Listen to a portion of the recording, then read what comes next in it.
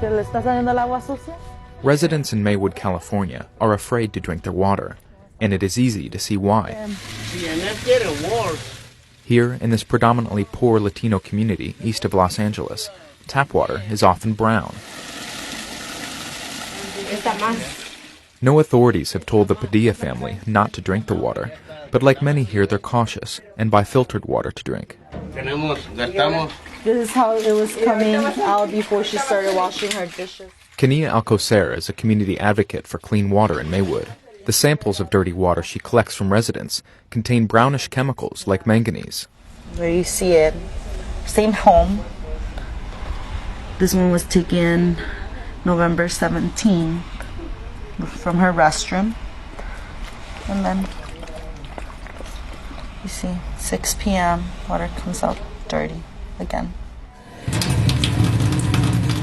Every day, millions of Americans drink water from the tap. Under federal law, it's supposed to be free from harmful organisms and chemicals. But 35 years after Congress passed the Safe Drinking Water Act, some regulators and environmentalists say the law is now so out of date that it fails to protect residents from the most obvious threats. According to a Times analysis, since 2004, over 62 million Americans have received drinking water that violates basic health standards. Most Americans believe that their drinking water is safe, and for millions of people it is. But for a large portion of the population, there are thousands of chemicals in drinking water that are unregulated. And even for those that are regulated, we've learned things in the past decade that let us know that those chemicals are more dangerous. But none of the rules have been changed since 2000 for the Safe Drinking Water Act. There is no health standard for manganese, so tap water containing floating manganese particles is perfectly legal. Yet manganese has been linked to Parkinson's disease. Manganese, they consider it, the state agencies, that it's not a primary health concern, that it's a secondary aesthetic, a problem. For Felipe Aguirre, the quality of drinking water here has become political. After being elected to the Maywood City Council, he made clean drinking water a priority. Water quality is the #1 issue in the city of Maywood, because you can knock on the door of any resident and the first complaint they'll tell you is, "What are you doing about the water?" Yet when Mr. Aguirre and other residents asked their 3 private water providers for cleaner water, opponents responded with negative ads, stating he wanted to raise water rates to pay for unnecessary upgrades. Our water is safe to drink. There is no primary contaminants. There is no health risk to drink the water. Gustavo Villa runs one of the Maywood water systems, which has routinely tested high for manganese. After so many years, you will see these kind of minerals, and they stick into the walls of the main lines because the corrosion and the minerals. Yes, there is problem, but still acceptable, and it passed all the Safe Drinking Water Act. Under pressure from residents and California legislators, Mr. Villa's water system is now building a treatment plant that will remove some manganese from the water. But manganese is only part of Maywood's water problem.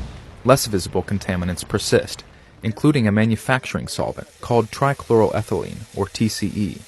Recent studies show that TCE is more dangerous than previously thought. It has been associated with cancer and kidney and liver damage. There's a lot of distrust of the water. It's not fair that we pay double for filtered water and for this. It's expensive. Like many here, Rafael Castro drinks and cooks with filtered water only. The water system feeding his tap has tested high for TCE, lead, and other industrial chemicals. And whom are we going to believe? I don't have anything. All that I know is what I see, what I smell, and what I taste. It tastes like kind of bad. The source of contamination is unclear, but some of the city's wells pull from underground aquifers near contaminated areas. The Pemmico Superfund site is located just 3 blocks from a Maywood water well. Ever since Pemmico chemical factory burned down in 1992 or 93, the agencies have been out here, trying to deal with this site. The ground there is heavily polluted with TCE and other hazardous chemicals. These chemicals, they seem to be like a witch's brew, of contamination. And while neither I nor a lot of people understand, the makeup of these chemicals or what effect they have. I know that there's a lot of sick people in Maywood.